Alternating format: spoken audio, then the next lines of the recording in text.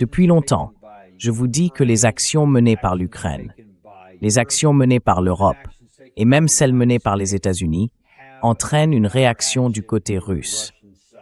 Et quand on parle sans cesse de guerre, d'élargissement de la guerre et de préparatifs de guerre d'ici à 2030, cela aura une réaction du côté russe. Mais on semble l'ignorer et penser que non, ça n'arrivera jamais. Le camp russe resterait statique, alors que le camp ukrainien, grâce au soutien européen, et maintenant au soutien américain croissant, Rubio disant que nous avons pris parti, et à ce que Zelensky fait lui-même, avec son propre développement et l'aide de l'Occident, frappe de plus en plus profondément en Russie.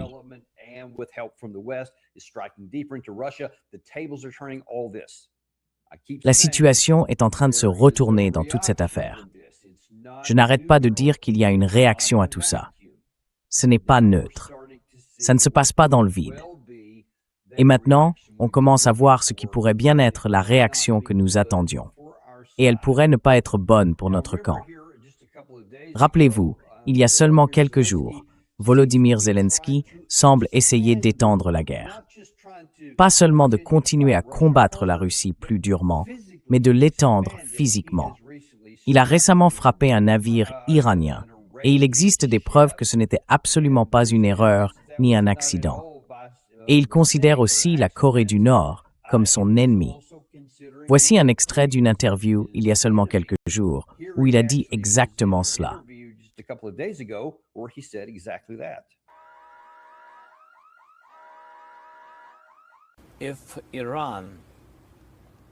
Si l'Iran, dès la première année de la guerre, a fourni à la Russie de nouvelles technologies, c'étaient les drones Shahed. Ils ont fourni des milliers de ces drones la première année de la guerre. Puis ils ont accordé des licences. Qu'ont-ils fait? Est-ce qu'ils nous ont attaqués? Je pense que oui. Ils l'ont donc déjà fait. Mais il faut être honnête. Les Iraniens et les Nord-Coréens nous ont déjà attaqués.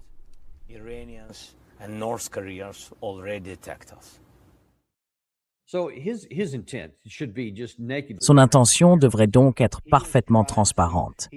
Depuis le début de cette guerre, il essaye d'entraîner l'Occident, pas seulement dans le soutien technologique, avec les chars, les avions, les munitions, l'entraînement, les données de ciblage, et ainsi de suite.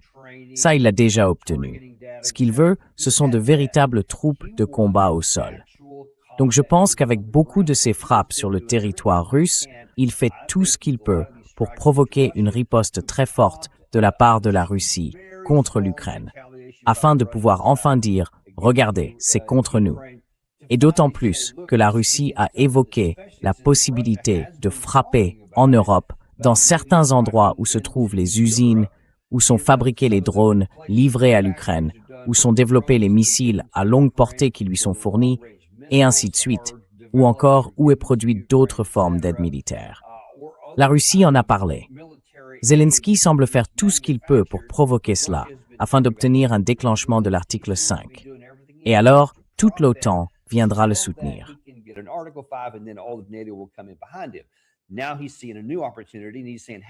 Maintenant, il voit une nouvelle opportunité. Il dit « Hey, puisque l'Amérique est en train de mener cette guerre contre l'Iran, pourquoi ne pas relier les deux et frapper une cible iranienne?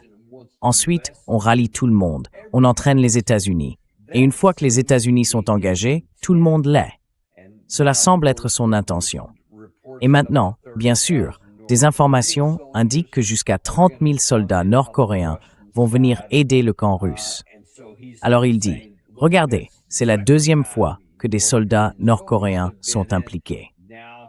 Maintenant, il dit que c'est une attaque mondiale et qu'il a donc besoin que toutes les autres armées viennent combattre ici même, sur la ligne de front.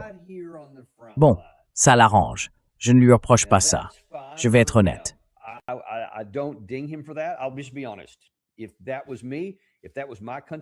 Si c'était moi, si c'était mon pays, et que j'étais dans cette situation, en sachant que je ne pourrais jamais vaincre un ennemi plus puissant, qui dispose de millions d'hommes supplémentaires à mobiliser, de dizaines de millions de personnes supplémentaires qu'il peut entraîner dans cette guerre, je ferais la même chose. Donc, je ne lui en veux pas forcément pour ça. Enfin, Je suppose que je lui en veux, parce que cette guerre ne peut pas être gagnée, et qu'il a condamné son pays à la destruction, car nous n'allons pas intervenir pour faire ça. Mais c'est toujours ce qu'il essaie d'obtenir. Et s'il peut provoquer une sorte d'événement déclencheur, il pense peut-être qu'il peut encore y parvenir, même à cette heure tardive. Mais, comme je le préviens depuis longtemps, attendez-vous à une forme de réaction russe. Nous commençons peut-être maintenant à en voir les contours de la part de Vladimir Poutine lui-même.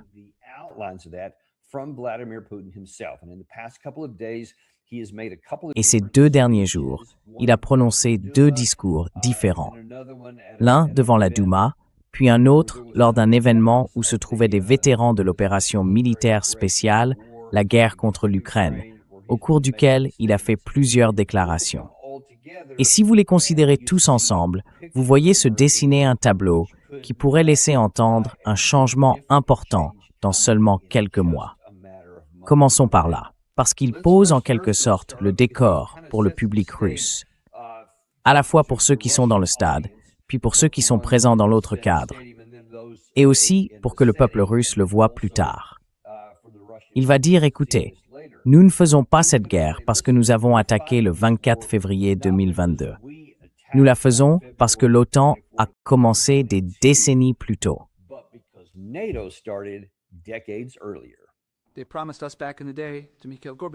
Il nous avait promis à l'époque, à Mikhaïl Gorbatchev, qu'il n'élargirait pas l'OTAN. Pourtant, il y a eu élargissement après élargissement, malgré nos nombreuses protestations, et ainsi de suite. Ils se moquaient de leurs promesses comme des intérêts de sécurité de la Fédération de Russie. Ils ont continué d'avancer, encore et encore, jusqu'à atteindre l'Ukraine. Et le président ukrainien de l'époque soutenait l'adhésion à l'Union européenne, mais s'opposait à l'adhésion à l'OTAN. Qu'ont-ils fait? Ils ont organisé un coup d'État sanglant et anticonstitutionnel. Et tout l'Occident a fait semblant que rien de terrible ne s'était passé, que c'était ainsi que les choses devaient se passer. Et ces actions absolument agressives qui se sont intensifiées année après année ont conduit au conflit actuel en Ukraine et nous ont forcés à lancer l'opération militaire spéciale, en essayant de mettre fin aux hostilités déjà déclenchées par la partie occidentale et le régime de Kiev.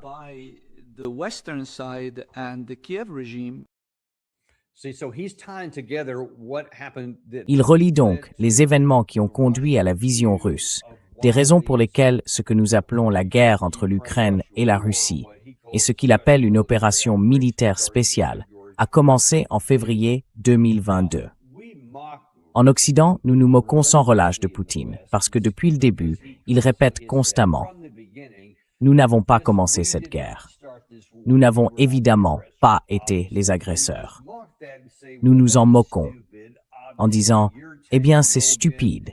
Évidemment, vos chars sont entrés en février par ces 5 axes de progression, et ainsi de suite. » Enfin, nous le regardons comme s'il était stupide, ou comme s'il pensait que nous le sommes. Mais c'est ainsi que cela apparaît en Occident. Il faut prendre un peu de distance par rapport à ça. Il est important de comprendre ce qu'il veut dire pour son public, dans son pays et parmi les Russes. Et eux ont une vision très différente de la question.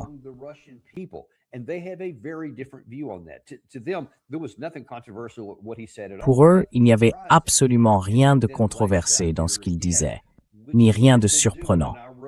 Et là, il l'expose à nouveau, comme il le faisait déjà. Je l'ai écrit à de nombreuses reprises. En fait, je l'ai écrit, je crois, 6 mois et 3 mois avant le début de la guerre. Je l'ai publié dans différentes publications, et j'ai réécrit là-dessus après coup. Pendant les 15 années qui ont précédé le début de la guerre, Poutine avait lui-même expressément mis en garde contre les conséquences si l'OTAN continuait à s'élargir. Et puis, bien sûr, nous le savons par l'ancien secrétaire général de l'OTAN, Jens Stoltenberg, qui a lui-même ouvertement reconnu que Poutine avait dit à l'OTAN qu'il n'y aurait pas de guerre à condition qu'elle retire l'adhésion à l'OTAN de la table. C'est ce qu'il disait depuis les 15 années précédentes. Nous aurions pu éviter toute cette guerre.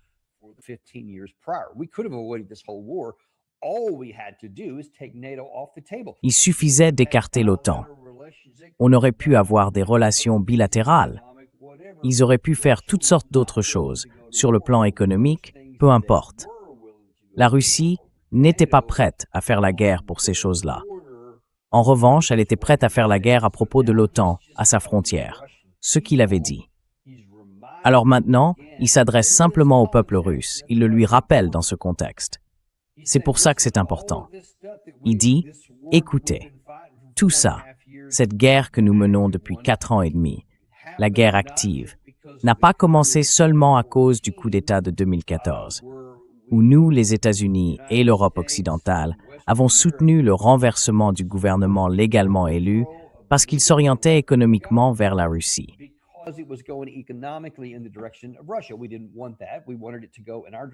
Nous ne voulions pas ça. Nous voulions que ça aille dans notre sens.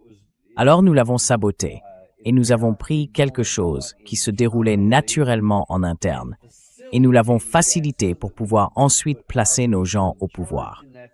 Et c'est exactement ce que nous avons fait. Aujourd'hui, nous disons simplement « Oh, c'était une révolution de couleur ». De notre côté, c'est comme ça que ça se présente. C'est ainsi que nous l'avons qualifié. Ce n'est que la volonté du peuple. Mais du côté russe, ils disent que c'était un coup d'État.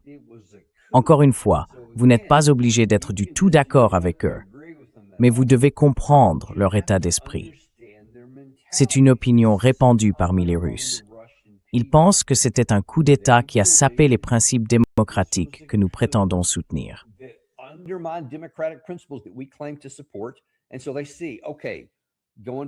Ils voient donc, d'accord, qu'en remontant même des décennies avant ça, il y a eu toutes ces expansions de l'OTAN, depuis le milieu des années 1990 et jusqu'à aujourd'hui, malgré toutes les protestations russes. On n'a jamais écouté quoi que ce soit. Puis les avertissements sont devenus plus pressants, et l'avancée a continué. Et donc, Poutine dit simplement, écoutez, c'est en gros une menace existentielle venue de l'Occident. Et maintenant, depuis 4 ans et demi, ils font tout ce qu'ils peuvent pour saboter notre pays, détruire notre économie, vaincre notre armée et en gros, nous faire sortir du rang des grandes puissances. C'est un terrain très fertile. Alors le peuple russe est déjà en train de hocher la tête en disant « Oui, nous comprenons le statut dont vous parlez ici ».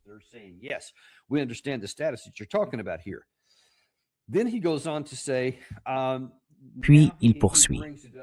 Maintenant qu'il a en quelque sorte posé le décor de ce qui nous a amenés à ce point, il se penche sur la situation actuelle. Il continue de parler d'opération militaire spéciale, même si Peskov, il y a environ un mois, a fait cette déclaration que nous vous avions signalée. Il avait dit que ce n'était plus une OMS, mais une guerre. Mais après ça, il ne s'est rien passé. Nous verrons donc s'ils reviennent là-dessus. Pour l'instant, ils sont de nouveau revenus à l'expression « opération militaire spéciale ». C'est ainsi qu'ils la désignent ici. OMS. Poutine affirme, comme un fait établi, que l'Ukraine va évidemment perdre. Et il dit qu'elle va probablement perdre davantage de territoire. Mais écoutez bien ce qu'il dit ici, parce que ça ne vient pas seulement du côté russe, comme vous pourriez le penser.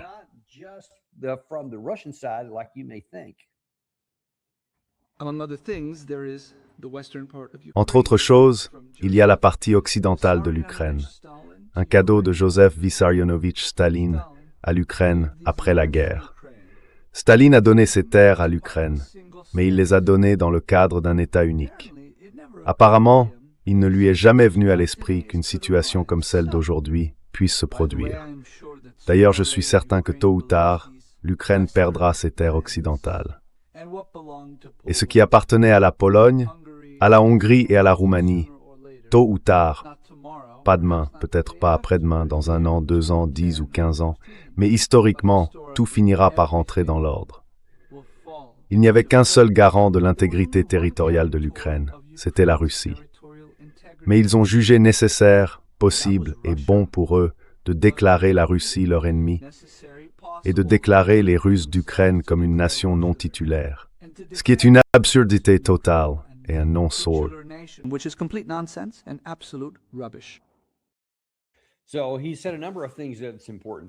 Il a donc dit un certain nombre de choses importantes. D'abord, il dit oui, l'Ukraine pourrait perdre ses territoires de l'Ouest, non pas au profit de la Russie, mais de la Pologne, de la Hongrie et de la Roumanie. Vous pourriez être tenté de penser en Occident, c'est absurde, ça n'arrivera jamais. Mais regardons une carte ethnique de l'Ukraine. D'abord, vous voyez sur le côté gauche une importante minorité polonaise qui vit là. Il y a aussi des Slovaques. Vous ne pouvez probablement pas lire les mots tout à gauche. Il y a une petite zone violette. Ensuite, il y a des Hongrois dans cette zone un peu brunâtre. Et puis des Roumains dans les zones bleues que vous voyez en bas.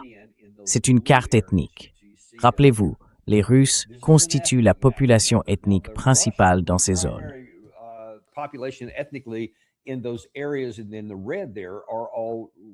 Et puis, les zones en rouge, ce sont toutes celles où la population est majoritairement russe. Et dans tout le reste, elle est majoritairement ukrainienne. Donc vous voyez qu'ethniquement, il y a des divisions très nettes dans l'ensemble du pays. C'est évidemment une généralisation, mais c'est la répartition principale et prédominante de ces populations dans les différents oblasts. Vous voyez donc pourquoi, en gros.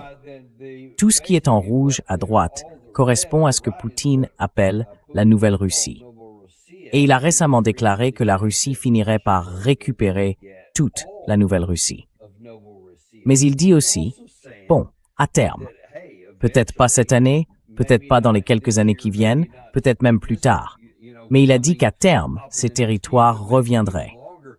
Et je vais vous dire une chose, il y a eu beaucoup de discussions, non pas en Russie, mais en Pologne, en Roumanie, en Hongrie et apparemment même en Slovaquie.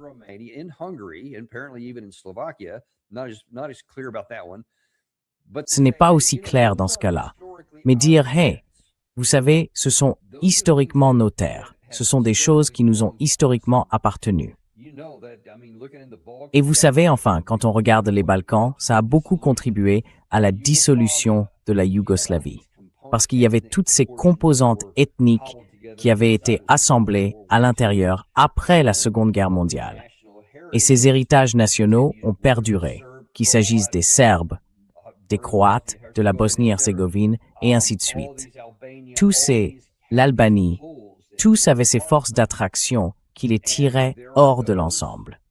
Et il y en a, ils sont minoritaires, mais il y en a dans ces autres pays frontaliers qui disent, en réalité, c'est à nous et ce sont les nôtres.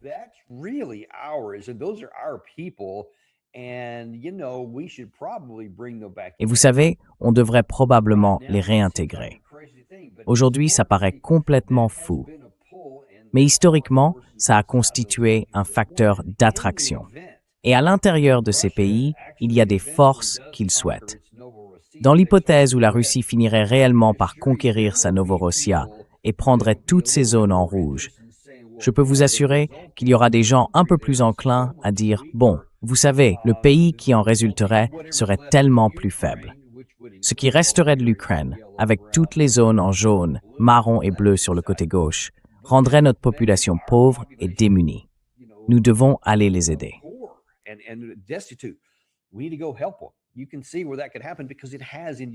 On voit bien comment cela pourrait arriver, parce que ça s'est produit tant de fois dans l'histoire européenne.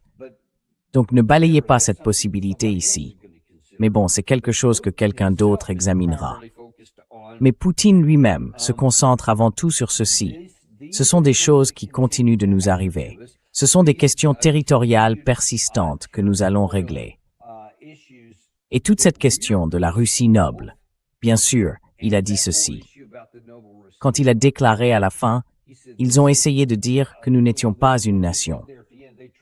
Après 2014, toutes sortes de lois ont été adoptées en Ukraine, qui ont privé les Russes de la possibilité de parler leur langue, puis de pratiquer leur religion, et ils ne pouvaient même pas lire sur leur propre histoire, etc.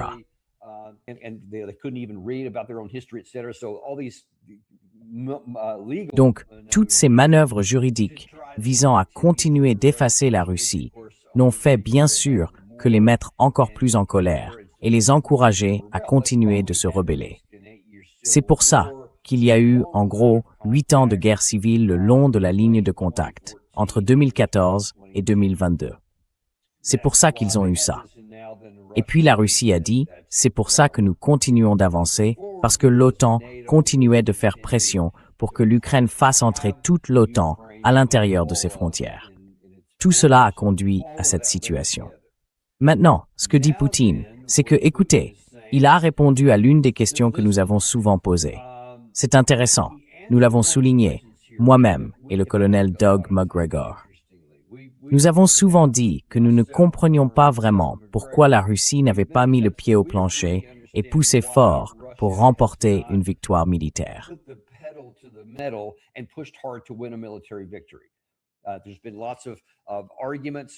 J'ai souvent soutenu que sur le plan militaire, les Russes avaient des options. Même avec tous les problèmes liés aux drones des deux côtés de la ligne, même avec tout le soutien des États-Unis, de l'Europe, de l'OTAN, et ainsi de suite, il restait une voie qu'ils auraient pu emprunter. En Occident, les gens regardent ça et se disent « Si la Russie ne l'a pas fait, c'est parce qu'elle ne peut pas le faire. » Alors, il ne nous reste qu'à spéculer. De très nombreuses sources russes m'ont dit « Non, c'est une stratégie volontaire de progression lente parce qu'ils vont simplement étrangler l'Ukraine à petit feu. Ils vont la démilitariser en tuant ses soldats. C'est le problème principal. Le territoire, c'est secondaire, peu importe. » Mais pour la première fois que je l'ai vu, Poutine s'est réellement adressé au public russe sur ce point et a expliqué pourquoi il avait choisi cette stratégie de progression lente.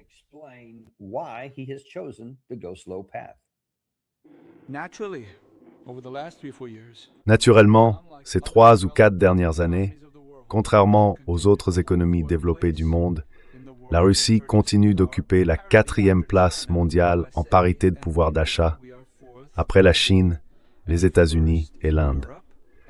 Nous sommes 4e au niveau mondial et premiers en Europe. Et en termes de taux de croissance économique, par rapport à l'Union européenne, nous sommes également devant. Bien sûr, j'aimerais que ce soit davantage. Mais il y a des risques, notamment une hausse de l'inflation et les conséquences qui en découlent. Cela dit, la politique actuelle présente de grands avantages. En quoi consiste-t-il? Principalement dans la stabilité du système économique et financier russe. C'est le plus important. Cette stabilité nous permet de régler les questions liées au développement de l'industrie dans son ensemble.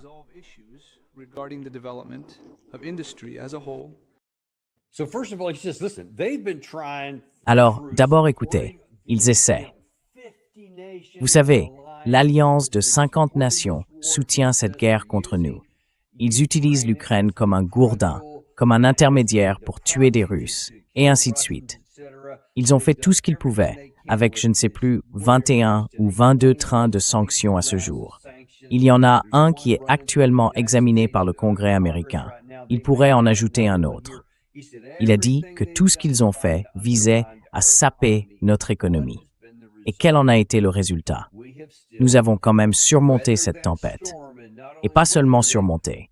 Nous sommes la 4e économie mondiale en parité de pouvoir d'achat, la PPA, et la première en Europe. Donc, malgré tout ce que font les pays européens, la Russie a tout de même résisté économiquement à la tempête et les dépasse dans toutes ces différentes catégories de PPA.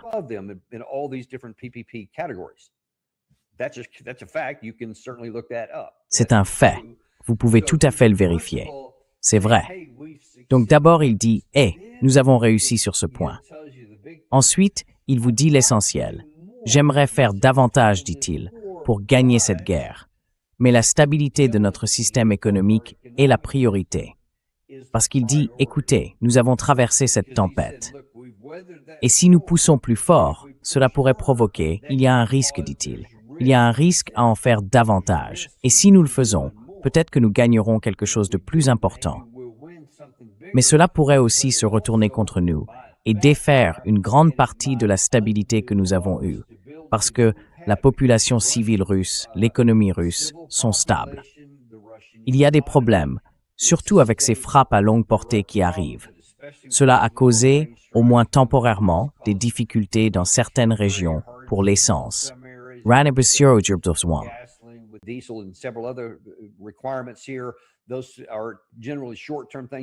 Ce sont généralement des problèmes de court terme qui sont réglés puis résolus. Mais au final, le système dans son ensemble est resté stable. Et donc, c'est en quelque sorte là où il en est resté jusqu'à présent. Il a dit « Nous ne sommes pas vraiment allés plus loin que ça parce que j'ai donné la priorité à la stabilité. Et il y est parvenu. Alors au Kremlin, et surtout sur la ligne de front, certains sont, d'après ce que me disent des sources russes, véritablement en colère contre Poutine parce qu'il n'est pas allé plus loin, plus durement. De leur point de vue militaire, ils peuvent gagner cette guerre. Je veux dire, ils peuvent remporter une victoire totale sur le terrain. Ils ne pensent pas à l'État, ni aux impératifs, ni à l'économie, ni à quoi que ce soit d'autre.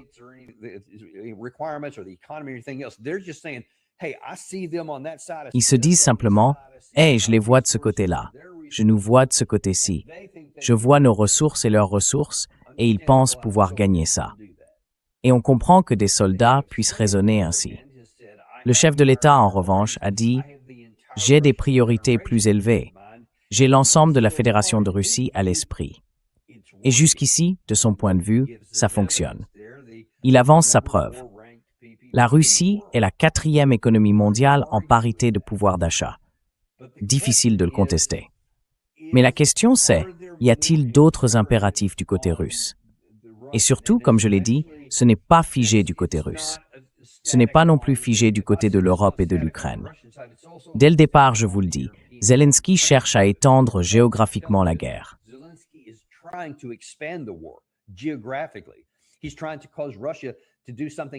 Il essaye de pousser la Russie à faire quelque chose en Europe qui amènerait les pays européens à entrer physiquement dans la guerre. Évidemment, c'est insensé. Parce qu'à partir du moment où vous avez une guerre entre l'OTAN et la Russie, des armes nucléaires seront presque certainement utilisées. Ce serait donc suicidaire pour l'Ukraine et probablement suicidaire pour l'Occident, du moins pour le monde tel que nous le connaissons aujourd'hui. Cela détruirait probablement ce monde. Et Dieu seul sait ce qui arriverait une fois que des armes nucléaires seraient utilisées. Tout ce que nous avons connu serait radicalement transformé, et je ne peux même pas prédire ce qui viendrait ensuite. Mais ce serait bien pire que ce que nous avons aujourd'hui. Ça, je peux l'affirmer avec une certaine confiance. Et en Europe aussi, en plus de tout ce que fait Zelensky, l'Europe parle évidemment de se réarmer. Réarmer l'Europe.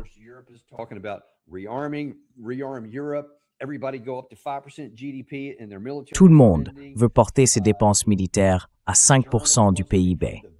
L'Allemagne veut devenir la plus grande puissance du continent, la plus grande puissance militaire. Presque tous les autres pays montent aussi en puissance. Le Royaume-Uni veut se renforcer. Tout le monde désigne la Russie. Il ne peut donc pas rester éternellement dans ce statu quo, parce qu'il ne peut pas garantir que, cumulativement, avec le temps, l'Occident ne devienne plus puissant. Et alors, la tâche pourrait être plus difficile qu'elle ne l'est aujourd'hui. Il faut comprendre qu'à l'heure actuelle, la Russie dispose d'un avantage significatif sur l'ensemble de l'OTAN en matière de capacité industrielle, parce qu'elle s'est placée dans une situation proche d'une économie nationale de guerre vers la fin de 2022. Et par conséquent, sa capacité industrielle produit désormais à un rythme élevé.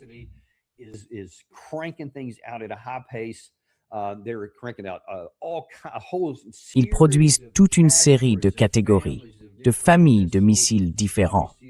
Évidemment, des missiles aéronautiques, mais aussi d'autres armes hypersoniques. Ils sont désormais produits en série. Et cela s'ajoute aux millions d'obus d'artillerie qu'ils fabriquent, ainsi qu'à toutes sortes d'autres munitions destinées au système d'armes à tir direct, et ainsi de suite. Ils disposent d'un énorme vivier de personnel formé parce que, contrairement au camp ukrainien, ils font venir des gens, les forment, les envoient au combat pendant un certain temps, puis les démobilisent, les renvoient et recrutent d'autres personnes qu'ils font venir à leur tour.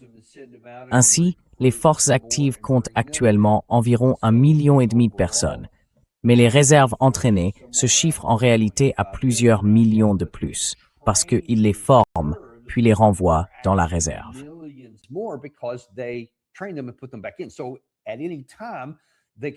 Ils peuvent donc, à tout moment, les rappeler en service actif.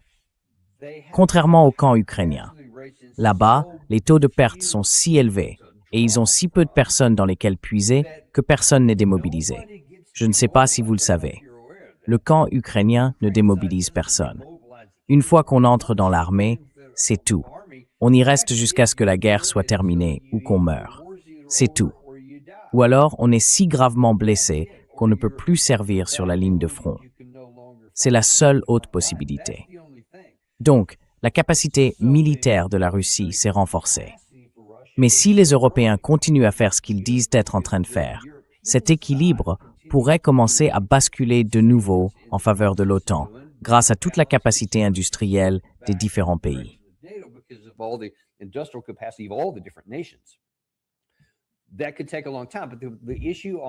Cela pourrait prendre beaucoup de temps.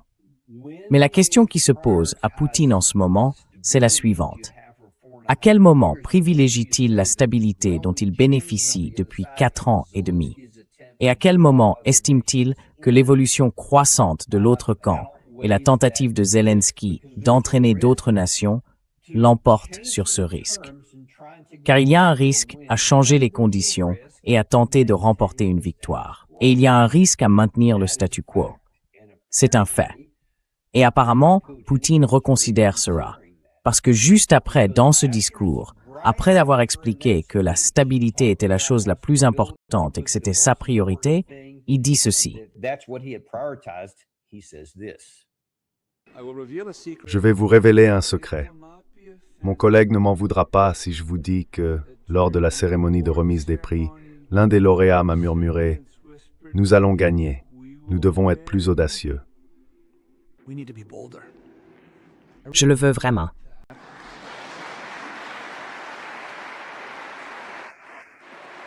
Mais une question se pose, encore plus audacieux.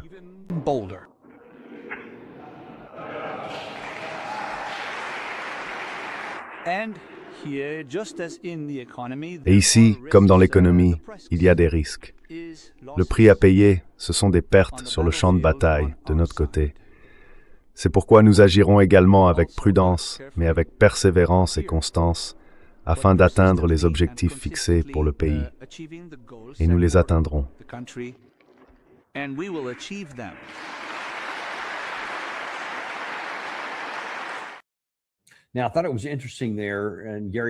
Eh bien, j'ai trouvé ça intéressant.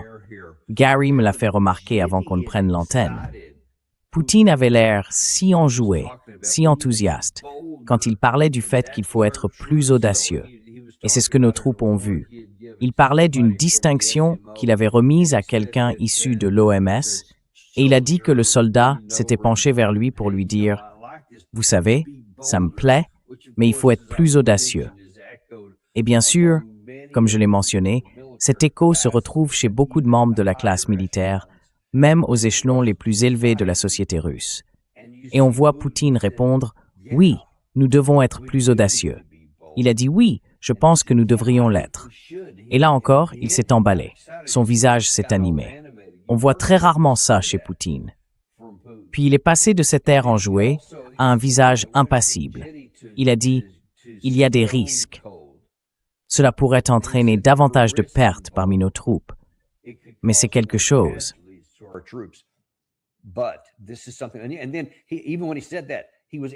Et même quand il a dit ça, il a été interrompu par des applaudissements, parce que beaucoup de gens à la Douma et dans la société russe voulaient entendre ce genre de choses depuis longtemps. Puis vous avez vu les acclamations à la fin. Ils ont dit oui, c'est ça. Donc il leur expose ça publiquement. Évidemment, vous savez qu'il le fait aussi en privé. Il y a des risques. Nos pertes vont augmenter. Donc il dit aussi au grand public, « si on intensifie les choses ici, comprenez que cela nous coûtera davantage de pertes de notre côté. » Il a été très très clair et calculé là-dessus. Alors, qu'est-ce que ça signifie? Eh bien, il faut prendre tout ce que je viens de vous montrer, en particulier ce discours-là, puis regarder cette information. Poutine prévoit d'envoyer jusqu'à 500 000 Russes supplémentaires à la guerre, avertit Zelensky. Et bien sûr, il ne fait que dire des choses qui figurent déjà dans la presse russe.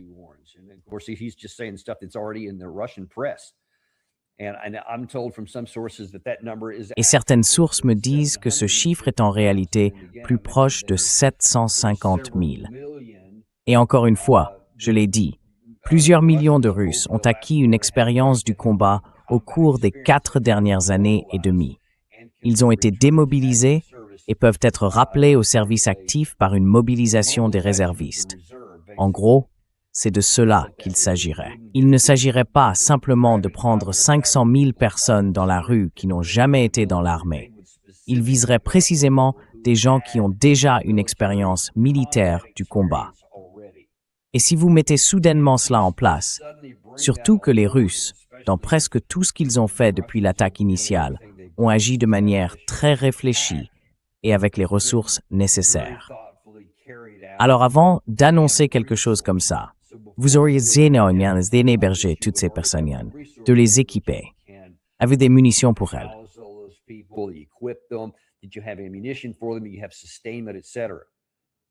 Vous avez le soutien logistique, etc.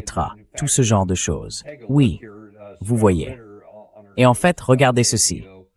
Scott Ritter, dans notre émission il y a seulement quelques jours, a dit que la Russie va mobiliser 500 000 soldats. Je vous recommande vivement de revoir ça. Il donne beaucoup plus de détails à ce sujet. Mais il faut comprendre une chose, cela pourrait changer considérablement la situation. Ça pourrait se produire dès septembre. Donc, dans à peine 1 mois et demi, ou en fait un peu plus d'1 mois. Les choses pourraient donc changer de manière significative.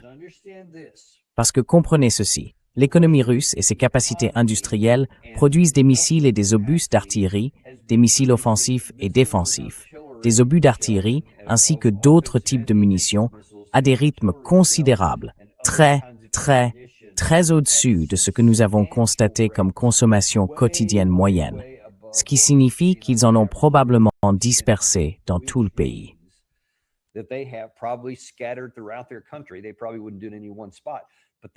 Ils ne le feraient probablement pas en un seul endroit, mais ils disposent d'un stock énorme de missiles offensifs et défensifs. Et s'ils entrent dans un conflit au sol et qu'ils amènent un grand nombre supplémentaire de troupes terrestres, toute la ligne de contact là-bas est très mince et fragile. Il y a des endroits sur cette ligne que même moi j'ai identifiés qui sont très peu tenus. Si une grande offensive arrive dans l'un de ces endroits, drone ou pas drone, les forces russes peuvent alors percer. Et comme je vous le dis depuis presque 2 ans, et comme je vous montre les lignes de fortification, si vous percez certaines de ces lignes aux points les plus faibles, au lieu de passer encore 1 an à vous attaquer à Sloviansk et Kramatorsk, les 2 dernières villes forteresses, et à tout ce qu'il faut contourner autour, moi, je n'irai jamais là-bas.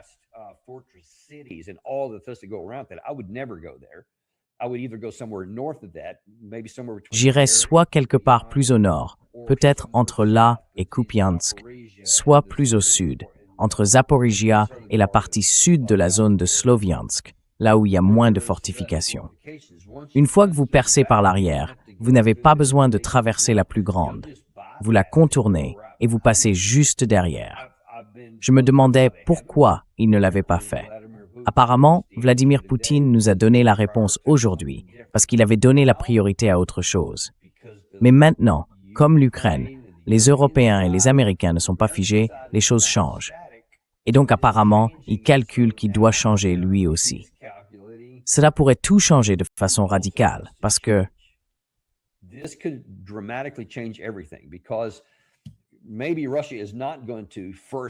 peut-être que la Russie ne va pas frapper en premier des cibles de l'OTAN.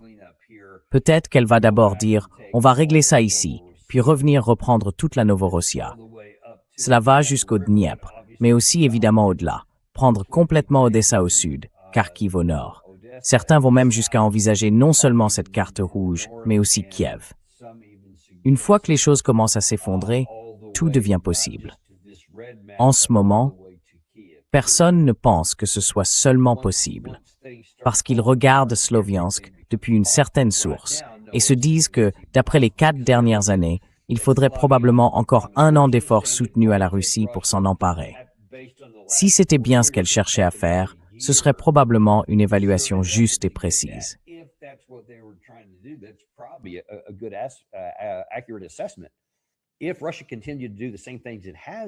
Si la Russie continue à faire les mêmes choses que jusqu'à présent, c'est probablement ainsi que ça se passera. mais certains éléments indiquent qu'elle ne va pas continuer à faire ce qu'elle faisait. Et elle ne mènera certainement pas à l'opération la plus coûteuse, consistant à prendre ces villes forteresses de front au prix de lourdes pertes et de beaucoup de temps. Cela continuerait à donner à Zelensky le temps d'essayer d'étendre la guerre, et à l'Europe, celui de poursuivre son réarmement. Je pense donc que les calculs pourraient conduire la Russie à finalement tenter ce qu'elle n'a pas encore fait, en réalité, depuis la phase initiale de la guerre, mener une offensive de grande ampleur, conçue pour obtenir une issue décisive. Cette fois, contrairement à la première.